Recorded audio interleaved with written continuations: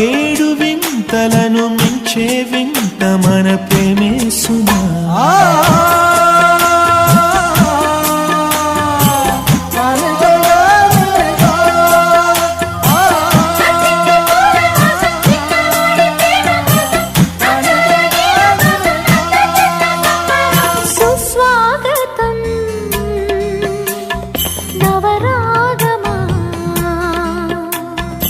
పలికిందిలే యద సరిగమా,